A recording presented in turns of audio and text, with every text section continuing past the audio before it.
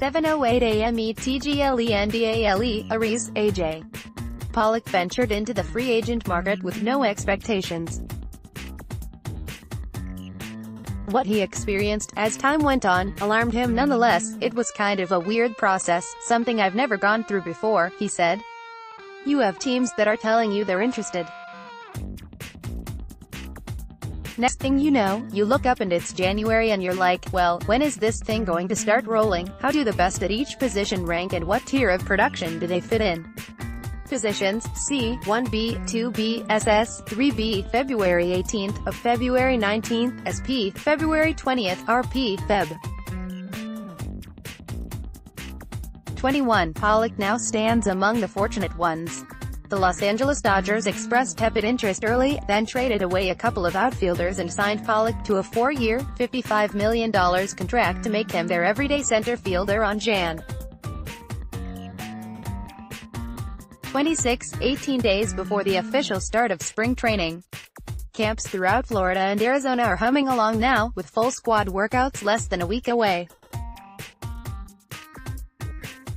And Bryce Harper and Manny Machado, two legitimate superstars, both of them only 26 years old, remain unsigned, personifying a distressing trend for players throughout the industry. "I'm surprised they're still out there," Dodgers starting pitcher Rich Hill said, "but there's a lot of other free agents that are not signed as well." Craig Kimbrell, who has compiled 332 saves and a 1.97 ERA over the past 8 seasons, is also jobless.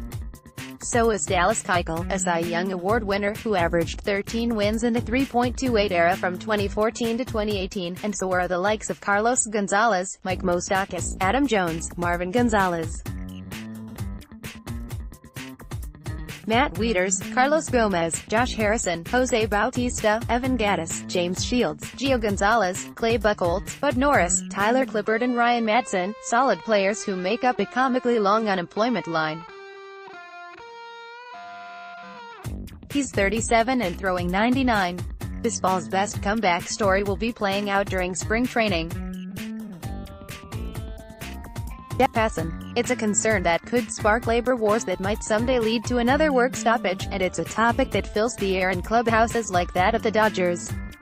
It affected Pollock, who felt generally disappointed with his first foray into free agency. It concerns Hill, a 14-year veteran who might never sign another contract. And it sits in the mind of someone like Walker Buehler, a budding superstar who, under normal circumstances, would be building toward a massive payday in 6 years. "It's just tough, man," Buehler said. "Guys that have put up the numbers and produced the way that they have should get long-term deals. I think that's the way the game always has been. I'm not an analyst, I'm a player. I want players to succeed and get what they deserve." ESPN's Keith Law ranked the top 50 free agents at the onset of the offseason, and 20% of his list remains unsigned. The number of players receiving free agent contracts in excess of $30 million went from 20 after the 2015 season to 13 after the 2016 season to 11 after the 2017 season. There have been 7 such deals since the 2018 campaign came to an end. Baseball season is almost here. Check out reporting dates and updates for teams in Florida and Arizona. Complete coverage. The concern began last offseason, when 6 of the 7 largest contracts were signed between Jan. 25 and March 21st. This off-season, the one that was supposed to be different because Machado and Harper were headlining it, has been even slower. "I don't think it's an outlier. I think it is a growing trend," Hill said. "I mean, if it wasn't a growing trend, then I don't think we would have seen it happen this off-season.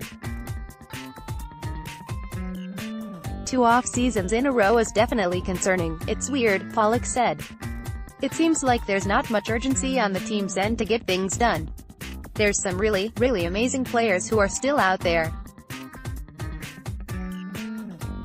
Hopefully that gets squared away because those guys deserve to be in spring training with a team and competing like everyone else." The Dodgers serve as unintentional pillars for the methodology that has sparked this issue, a team with substantive wealth that shies away from massive contracts. Dodgers president of baseball operations Andrew Friedman has heard about the team's needs from just about everyone, including his Starbucks barista, but sees no holes in Los Angeles' well-rounded roster. Max Scherzer took a shot at MLB's free agency, saying teams getting on the win-loss cycle creates bandwagon fans and poisons the game. Aaron Nola hopes to win titles with the Phillies, and a 4-year, $45 million contract will give him a chance. Andrew Friedman hasn't signed a player to a 9-figure deal in his 5 off-seasons as president of baseball operations. The result, 4 consecutive National League West titles, back-to-back World Series appearances, enviable organizational depth and, after this season, plenty of payroll flexibility. The Dodgers never chased Harper, who reportedly would love to play in LA. They traded for Machado in mid-July, waved goodbye in late October, and now he has been a free agent longer than he was a Dodger.